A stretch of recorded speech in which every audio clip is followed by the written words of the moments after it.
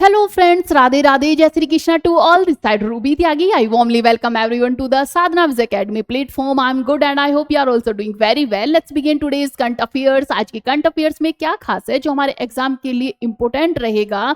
तो हमारी first news है आज SCO समिट जो कि चाइना कंडक्ट कर रहा है। चाइना के बीजिंग के तियानजिन शहर में इसे कंडक्ट किया जा रहा है और इसे होस्ट कर रहे हैं वहाँ के प्रेसिडेंट शी जिनपिंग जी। देखेंगे कि यहाँ हमारे यहाँ से प्राइम मिनिस्टर मोदी जी गए हुए हैं जो 31 अगस्त को वहां पर गए थे और वो काफी लंबे टाइम के बाद चाइना की विजिट कर रहे हैं। इसीलिए ये एग्जाम के लिए काफी इंपॉर्टेंट क्वेश्चंस बन जाता है कि यहाँ से कोई ना कोई एक क्वेश्चन तो आपसे जरूर पूछा जा सकता है SCO समिट से रिलेटेड। तो आप इसे वेरी वेरी इंपॉर्टेंट नोट करें और साथ ही इसे अच्छे से देखते हुए चले। आइए देखते हैं, पहले थोड़ा SCO के बारे में जान लेते हैं कि SCO की जो स्थापना है वो कब हुई थी। तो वो हुई थी 2001 में। SCO का हेडक्वार्टर कहाँ पर है? तो वो है चीन के बीजिंग में। कहां पर? चीन के बीजिंग में। इसके बाद जो SCO का सदस्य देश है भारत कब बना? तो SCO का सदस्य देश भारत बना 2017 में। साथ ही पाकिस्तान भी इसी 2017 में ही वहां का सदस्य देश बना था।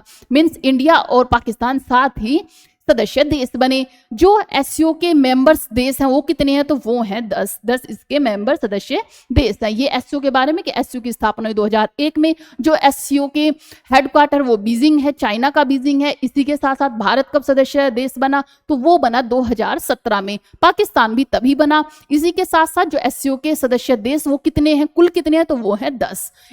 कौन कौन से हैं? जैसे पाकिस्तान, भारत, चीन, Russia, Uzbekistan, Kyrgyzstan, Kazakhstan, Iran, Malaysia, ये सब कौन से देश है? ये सब देश हैं SCO के मेंबर्स देश हैं। इसी के साथ साथ आप इसके बारे में थोड़ा सा देख सकते हैं कि यहाँ पर जो बातचीत हो रही है वो किस बारे में हो रही है।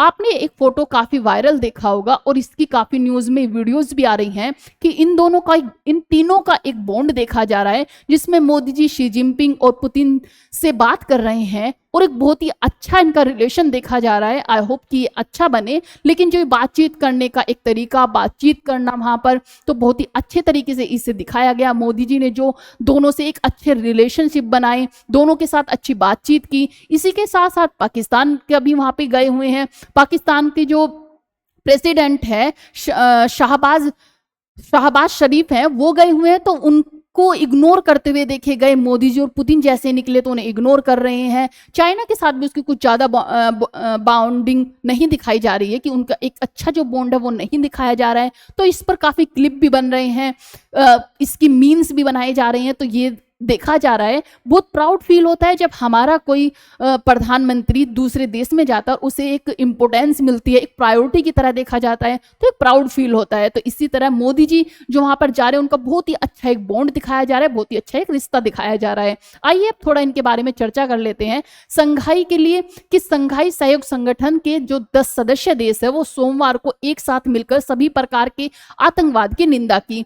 इन्होंने आतंकवाद पर निंदा की कि आतंकवाद को खत्म करना चाहिए, आतंकवाद को बढ़ावा नहीं देना चाहिए। इसी के साथ साथ जो अप्रैल 2025 में पहलगांव में अटैक हुआ था जिसमें हमारे 26 यात्री मारे गए थे, उस पर भी बातचीत की गई, उस पर भी अपनी विचार रखे गए। इसी विशेष रूप से पहलगांव आतंकी हमले और पाकिस्तान में जो क्या हुआ था, खुशदार व जैफर एक्सप्रेस पर को जो हाईजैक कर लिया गया था उस पर भी बातचीत की गई। इस मीटिंग में जारी तियानजिन घोषणा पत्र को सभी सदस्य देशों ने उस पर सहमति जताई और उस पर साइन किए।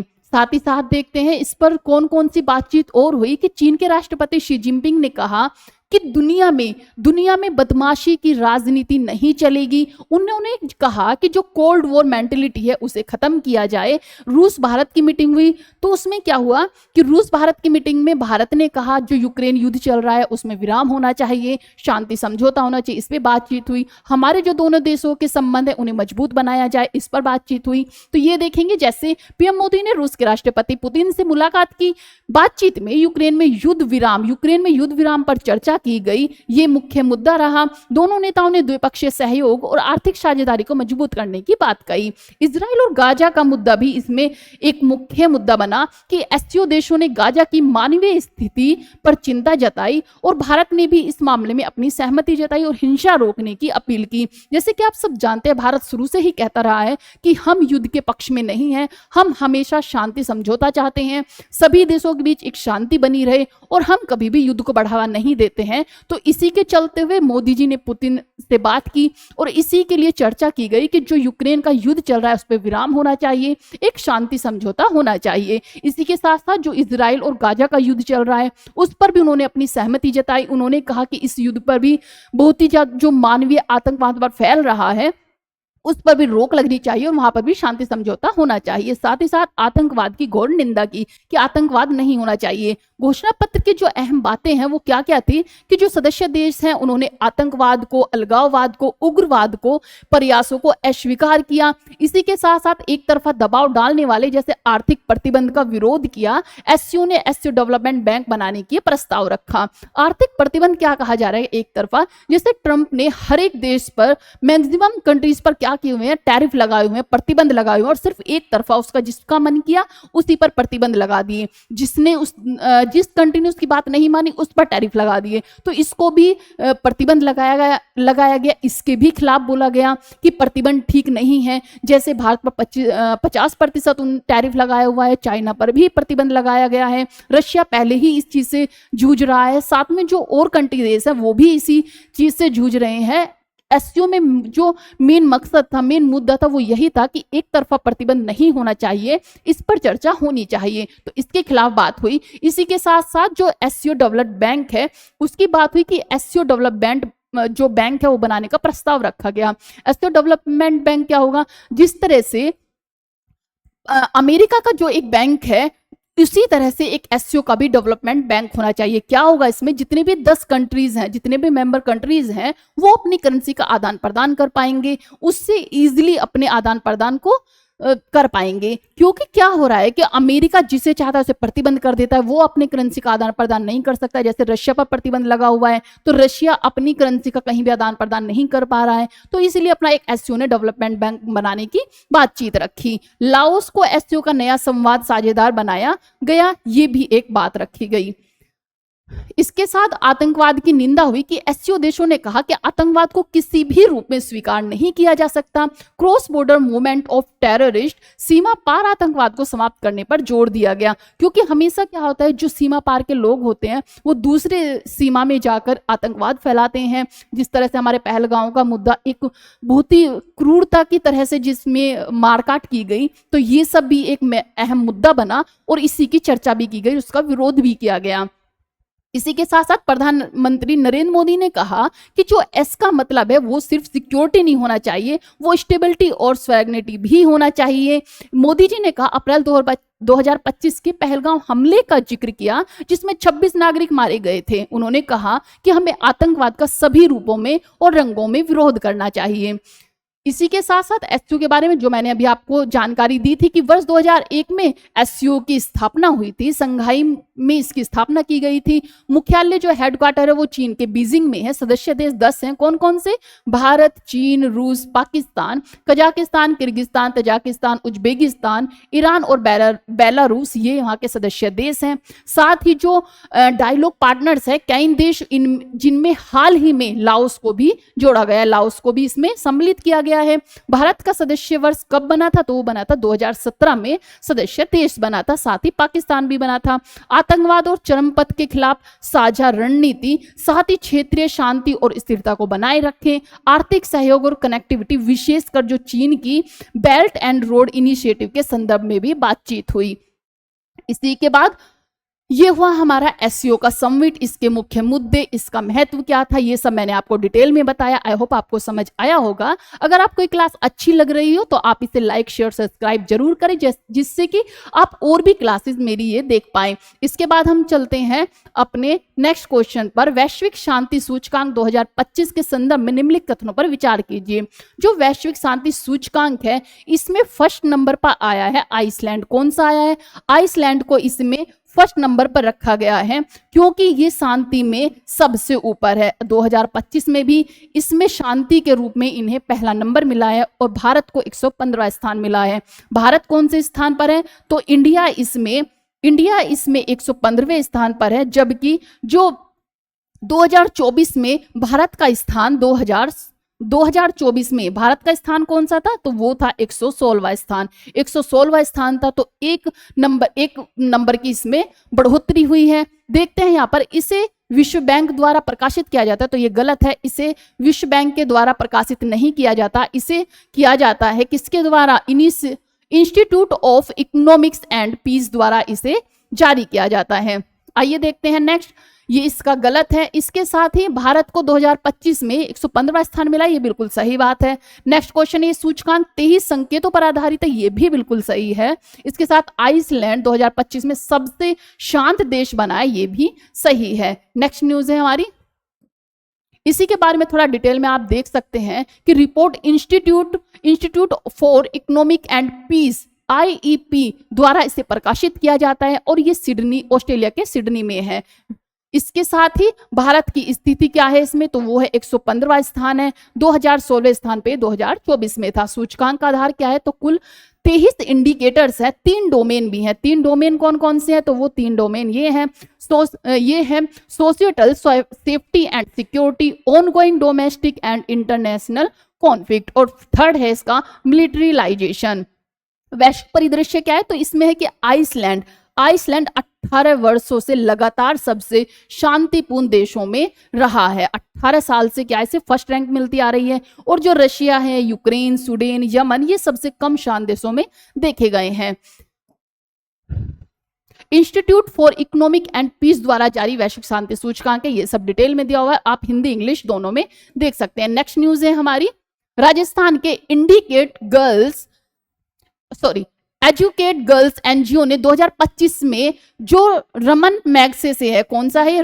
रमन मैगसे से पुरस्कार जीता है, कर इतिहास रच दिया है। क्या हुआ है कि राजस्थान का जो ये एनजीओ है जिसका नाम है एजुकेट गर्ल एनजीओ, इसको रमन मैग्स से पुरस्कार मिला है। इसने यह इतिहास रच दिया है, क्योंकि ये फर्स्ट ऐसा बना है जिसने, ये एक तो नॉन गवर्नमेंट है, दूसरा कि ये पहला ऐसा एनजीओ है जिसने रमन मैग्स से पुरस्कार जीता है। यह सरकारी संगठन पहला गैर सरकारी संगठन है जिसे यह सम्मान मिला है। यह पहल ग्रामीण इलाकों में लड़कियों की शिक्षा को सुनिश्चित करने के लिए काम करते हैं।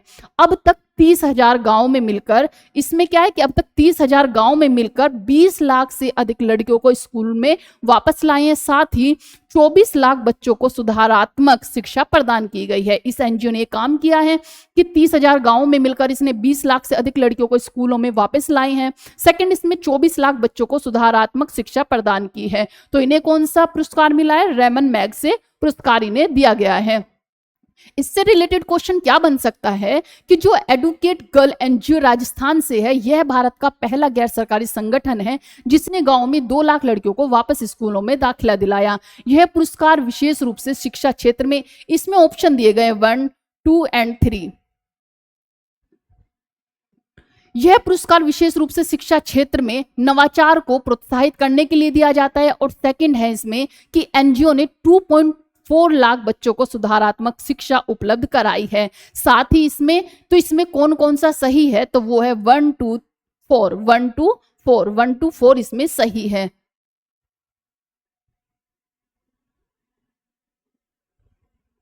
अच्छा, फर्स्ट था इसका ये, सेकंड आप देखेंगे ये, इसका जो ऑप्शन थे वो नहीं लिखे पाए, और थर्ड इसका ये है, तो आप इसे देख लेंगे। चलिए जी नेक्स्ट चलते हैं। सात्विक चिराग की जोड़ी ने फिर से कांस्य पदक जीता है। तो इसमें क्या हुआ है कि सात्विक ने और चिराग ने क्या जीता है? कांस्य पदक जीता है। इनकी जोड़ी ने फिर से सेकंड बार कांस्य पदक को जीत हासिल की है। इसमें देखते हैं निम्नलिखित कथनों में कौन सा सही है कि सात्विक और चिराग यह उपलब्धि हासिल करने वाले पहली भारतीय जोड़ी बनी है जिन्होंने 2 अलग अलग BWF विश्व चैंपियनशिप में कांस्य पदक जीता है। दूसरा क्या है इसमें? दूसरा है इसमें उन्होंने पहली बार 2023 में कांस्य पदक जीता था। और थर्ड है, इस जोड़ी ने पुरुष दोहरी में अब तक 2 बार कांस्य पदक जीता है। और फोर्थ है, यह भारत की पहली विश्व चैंपियनशिप मेडलिंग जोड़ी है जिसने पीवी सिंधु और साइना नेहवाल शामिल हैं। तो इसमें इसका बी सही है, 1 और 3 इसमें बिल्कुल सही है। सात्विक चिराग यह उपलब्धि हासिल करने वाले पहली भारतीय जोड़ी बनी है जिन्होंने 2 अलग अलग BWF विश्व चैंपियनशिप में कांस्य पदक जीता है। और थर्ड, इस जोड़ी ने पुरुष दोहरी में अब तक 2 बार कांस्य पदक जीते हैं। कितनी बार? 2 बार कांस्य पदक जीत चुके हैं। नेक्स्ट न्यूज है, इसके बारे में आप थोड़ा यहाँ देख भी सकते हैं कि सात्विक चिराग जोड़ी भारत की पहली पुरुष दोहरी जोड़ी बनी है जिसने 2 अलग अलग BWF विश्व चैंपियनशिप में कांस्य पदक जीता। इस दृष्टिकोण से यह उपलब्धि ऐतिहासिक होती है। सात्विक चिराग जोड़ी ने BWF विश्व चैंपियनशिप 2025 में पुरुष दोहरी में दूसरी बार कांस्य पदक जीता। पहली बार भी जीता था और अब दूसरी बार जीता है। यह उपलब्धि उन्हें भारत का पहला जोड़ी बनाती है। पहले कब जीता था? 2022 में और फिर सेकंड 2025 में पदक जीता। इस जोड़ी ने पहली बार 2022 में टोक्यो विश्व चैंपियनशिप में कांस्य पदक जीता था। नेक्स्ट न्यूज है हमारी कि भारतीय सेना ने अरुणाचल प्रदेश के कामेंग क्षेत्र में युद्ध कौशल 3 स्टार्ट किया है, सफलतापूर्वक संपन्न किया है। ये क्या है? ये है रियल टाइम लक्ष्य अधिग्रहण और सटीक हमले, एयर लिटरोल प्रभुत्व और समान्वित युद्ध क्षेत्र चाल जैसे कि मल्टी डोमेन ऑपरेशन की अक्षमता का प्रभावशाली प्रदर्शन किया है। तो ये इंडियन आर्मी सक्सेसफुली कंडक्टेड युद्ध कौशल 3.0 एक्सरसाइज इन्होंने अच्छे से इसका अभ्यास किया है। इसमें क्या क्या होता है कि जैसे रियल टाइम लक्ष्य अधिग्रहण करना, सटीक हमले करना, एयर लिटरोल प्रभुत्व करना, या फिर समन्वित जो युद्ध होते हैं, क्षेत्र चाल जैसे मल्टी डोमेन ऑपरेशन की क्षमता का प्रभावशाली प्रदर्शन किया। इसी के साथ साथ इसके साथ ही असनी पलटन का परिचालन में पहला उपयोग हुआ जिसमें यह दिखाया गया कि अगली पीढ़ी की जो तकनीक युद्ध तथ्यात्मक रणनीति, इसके बारे में क्या है, इसके बारे में जानिए। एक्सरसाइज क्यों की जाती है? जिससे कि हम नए नए तरीके सीख सकें। अगर हमारी किसी और कंट्री के साथ होती है तो दूसरा देश हमारी तकनीक सीख सके और दूसरे देश की जो टेक्निक है वो हम सीख सकें। तो इस तरह ये अभ्यास कराए जाते हैं। तो ये हुआ। इससे क्वेश्चन आप देख सकते हैं कि निम्नलिखित कथनों पर विचार कीजिए। जैसे कि फर्स्ट है, युद्ध कौशल 3.0 अभ्यास अरुणाचल प्रदेश के कामेंग क्षेत्र में आयोजित हुआ, तो ये बिल्कुल सही है। सेकंड है, इस अभ्यास में असनी पलटन का परिचालन में पहला उपयोग नहीं हुआ, तो ये बिल्कुल गलत है क्योंकि ये इसका उपयोग हुआ है। इसमें इसका आंसर होगा सी। और थर्ड इसमें है, अभ्यास में मल्टी डोमेन संचालन जैसे ड्रोन निगरानी, सटीक हमले, एयर लिटरोल प्रभुत्व का प्रदर्शन किया, तो ये भी बिल्कुल ठीक है। ये थर्ड था इसका। और यह है अभ्यास आत्मनिर्भर भारत के उद्देश्य में भारतीय नागरिक रक्षा उद्योग की भागीदारी को भी रेखांकित करता है, तो ये भी बिल्कुल राइट है। नेक्स्ट चलते हैं। इसमें भारत का पहला EMI आधारित क्रेडिट कार्ड रुपे नेटवर्क पर लॉन्च करने के लिए यूनिटी बैंक ने किस संगठन के साथ साझेदारी की है? तो वो की है भारत पे ने। किसने? भारत पे ने ये किया है। यह कार्ड खास तौर पर EMI इक्वेटेड मंथली इंस्टॉलमेंट पर आधारित है। यह यानी ग्राहक किसी भी बड़ी खरीदारी को आसान से मासिक किस्तों में बदल सकता है। इसे रुपे नेटवर्क पर लॉन्च किया गया जो भारत का घरेलू कार्ड नेटवर्क है। क्यों ये इंपॉर्टेंट है? तो ये भारत का पहला EMI बेस, क्योंकि ये पहला है तो आपको याद रखना है, जब भी कुछ पहला होता है तो वो काफी इंपॉर्टेंट होता है। ये पहला EMI बेस्ड क्रेडिट कार्ड है जिससे ग्राहकों को डिजिटल जो लेन देन में अधिक सुविधा होगी और लचीलापन मिलेगा। यूनिटी बैंक और भारत पे की किस किस के बीच है? तो ये यूनिटी बैंक और भारत पे की साझेदारी है। नेक्स्ट देखते हैं। नेक्स्ट न्यूज है हमारी, केंद्र सरकार ने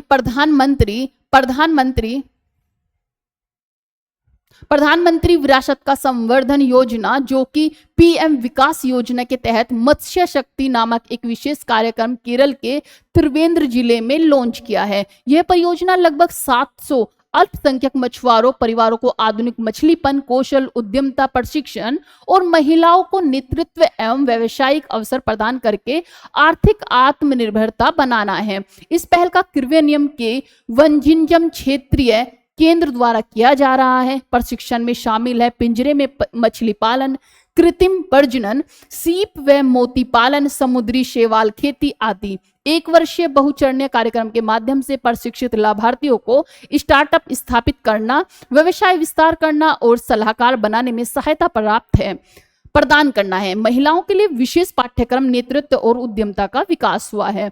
इसमें क्या है कि एक जो हमारी पीएम विकास योजना चलाई गई है, इसमें है कि जो मछुआरे हैं, जो अल्पसंख्यक हैं या फिर जो SC ST हैं, उनको बढ़ावा देना, उनके बिजनेस में बढ़ावा देना, जैसे लेडीज हैं, महिलाएं हैं, उनके लिए एक व्यवसाय में हेल्प करना। तो इस तरह इस योजना का एक उद्देश्य है कि क्या होगा कि महिलाओं को भी नेतृत्व दिया जाएगा। निम्नलिखित कथनों में इस मैंने क्या किया है, पहले आपको एक्सप्लेनेशन दी है, जिससे कि जब आपके सामने ऑप्शन होंगे, आज मैंने 4 ऑप्शन लिए हैं, उसमें से जैसे कौन कौन से सही हैं, कौन सा गलत है या सभी गलत है, इस तरह से मैंने ये मेंशन किया हुआ है। आपने जैसे पहले पढ़ा, तो अब जो ऑप्शन होंगे इसे पढ़ना आपके लिए ईजी हो जाएगा और आप फटाफट से उसे आंसर भी करते हुए चलेंगे। जैसे फर्स्ट है इसका, मत्स्य शक्ति परियोजना के अंतर्गत लगभग 700 अल्पसंख्यक मछुआरा परिवारों को प्रशिक्षण और सहयोग प्राप्त किया गया है। तो ये बिल्कुल सही है, इसका फर्स्ट क्या है, सही बात है। सेकंड है इसका, परियोजना का संचालन नेशनल फूड इंस्टीट्यूट द्वारा किया जा रहा है। तो ये बिल्कुल गलत है, ये पीएम विकास द्वारा किया जा रहा है। प्रशिक्षण में सीप मोती पालन, समुद्री शैवाल खेती तथा पिंजरे में मछली पालन शामिल है। तो ये बिल्कुल सही बात है, इसी के लिए ये किया जा रहा है। फोर्थ है, महिलाओं के लिए एक विशेष पाठ्यक्रम है जिसमें लोगों का नेतृत्व और उद्यमता शामिल है। तो ये भी सही है। तो इसका कौन सा सही होगा, ये होगा B 1, 3 और 4 इसका सही आंसर है।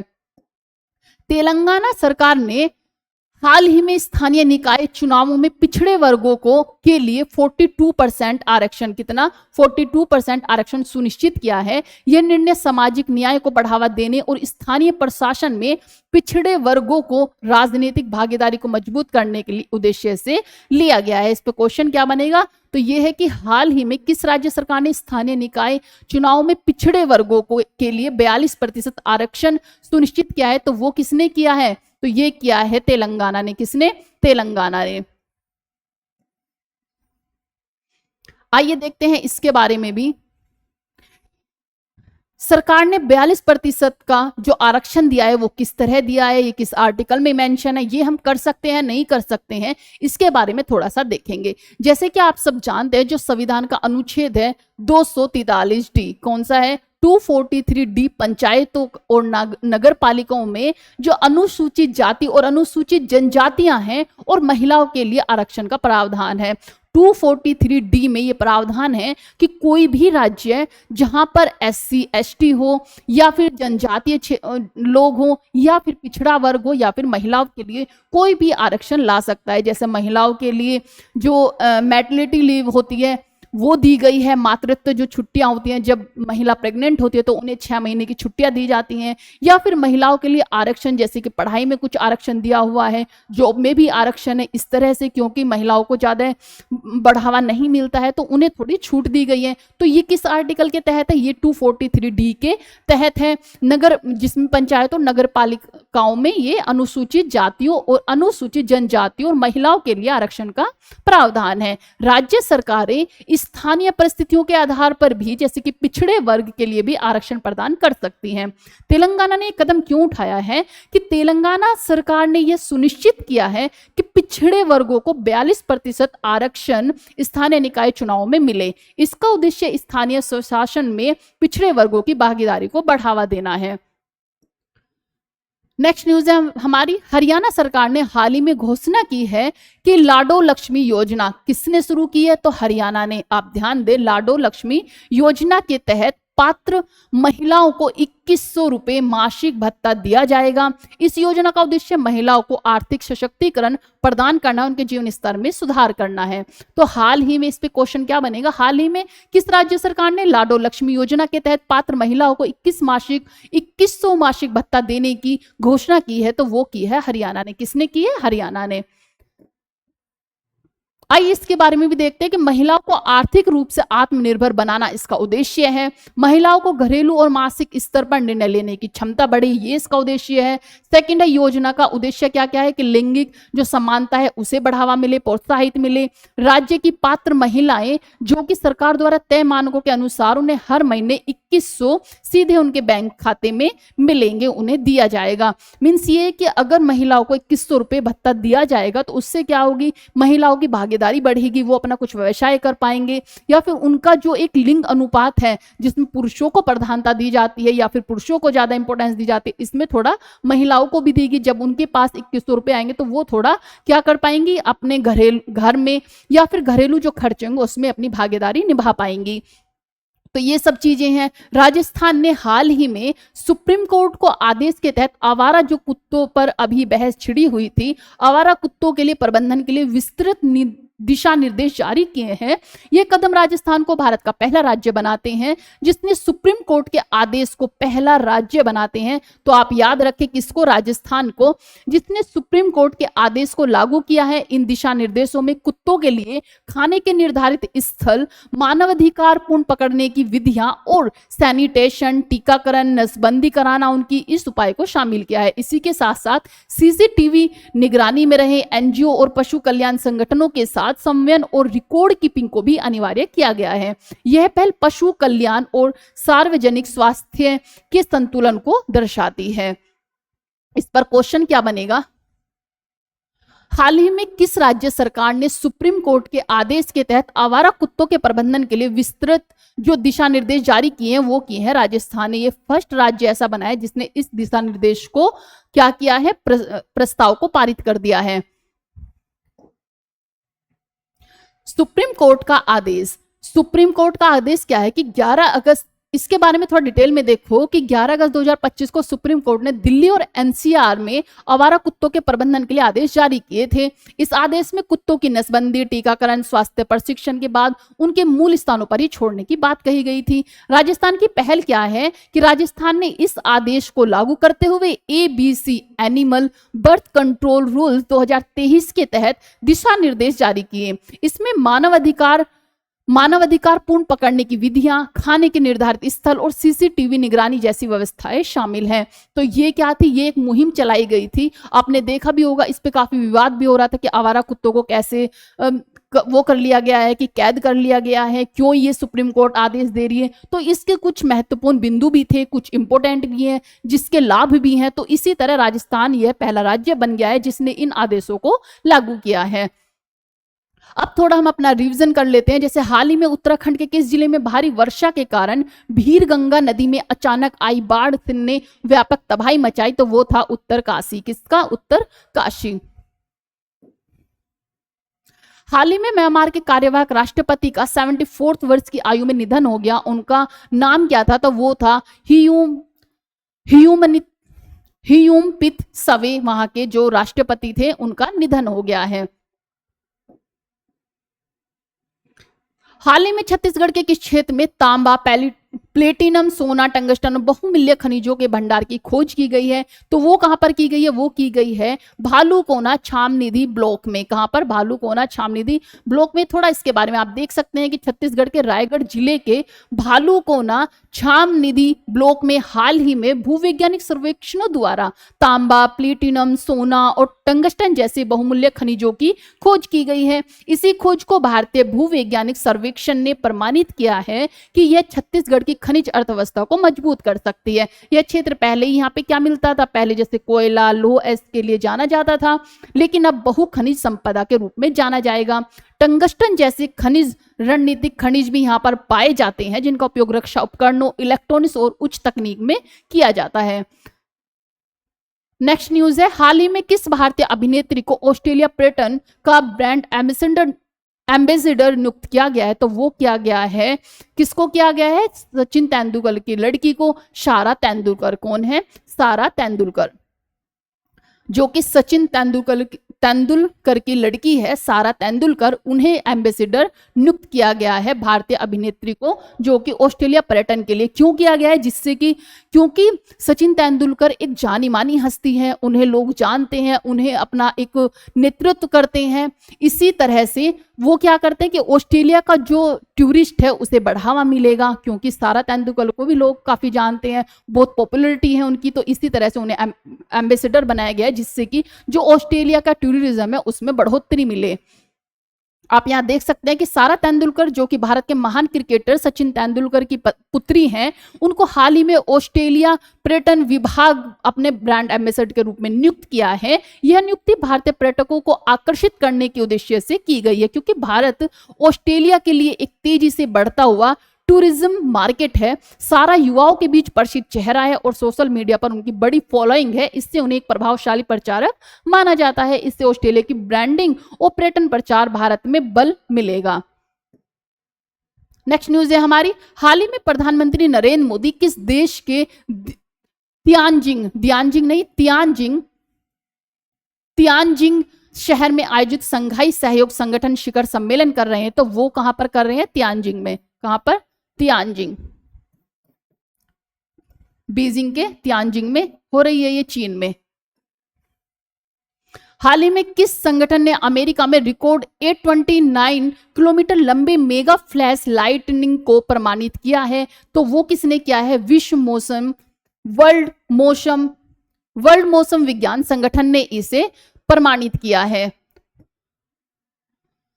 वर्ल्ड मेट्रोलॉजिकल ऑर्गेनाइजेशन WMO ने हाल ही में पुष्टि की है कि संयुक्त राज्य अमेरिका में 829 किलोमीटर लंबा एक मेगा फ्लैश लाइटिंग दर्ज किया गया है। यह बिजली की चमक टेक्सास से मिसिसिपी तक फैली थी और यह दुनिया की अब तक की सबसे लंबी इलेक्ट्रिक डिस्चार्ज मानी गई है। यह घटना 2022 में हुई थी, लेकिन इसकी वैज्ञानिक पुष्टि 2025 में हुई है। इसे मेगा फ्लैश कहा जाता है। क्या कहा जाता है इसे? मेगा फ्लैश कहा जाता है, क्योंकि एक ही बिजली की चमक कई सौ किलोमीटर तक फैली होती है, जबकि सामान्य बिजली कुछ ही किलोमीटर तक सीमित होती है। इसके बाद हमारा है नेक्स्ट क्वेश्चन, वर्ष 2025 के 12वें विश्व खेल का आयोजन किस देश में किया गया? तो ये किया गया था चाइना में। कहां पर? चाइना में किया गया था।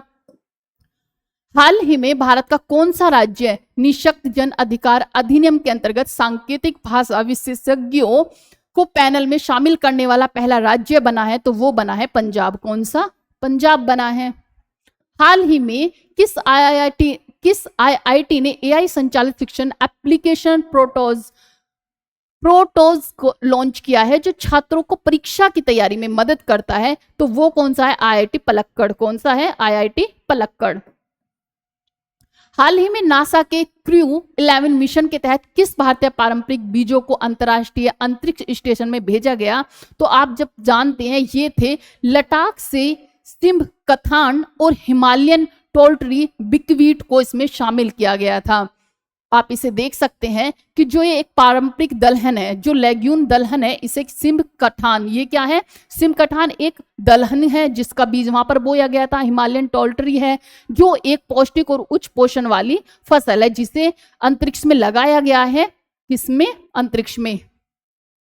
इन बीजों को जीरो ग्रेविटी और स्पेस कंडीशन में भेजने का उद्देश्य है कि देखा जा सके कि ये बीज विकिरण, गुरुत्वाकर्षण में कमी और अन्य अंतरिक्ष स्थितियों में कैसे प्रतिक्रिया करते हैं। मीन्स ये वहां पर उग पाते हैं, नहीं उग पाते हैं, कैसे इनकी प्रक्रिया है, इन्हें ऑक्सीजन कितनी चाहिए, क्या इनकी मात्रा है, तो वो सब चीजें यहाँ देखी गई, जिससे कि हम अंतरिक्ष में भी जो ये पौधे हैं लगा पाए। भारत और अमेरिका के बीच कृषि, जैव विविधता और अंतरिक्ष अनुसंधान में सहयोग का उदाहरण है। ये थी हमारी आज की करंट अफेयर। आई होप आपको समझ आई हो। तो आप क्लास को लाइक, शेयर, सब्सक्राइब जरूर करें और ऐसी ही क्लास को पाते रहें।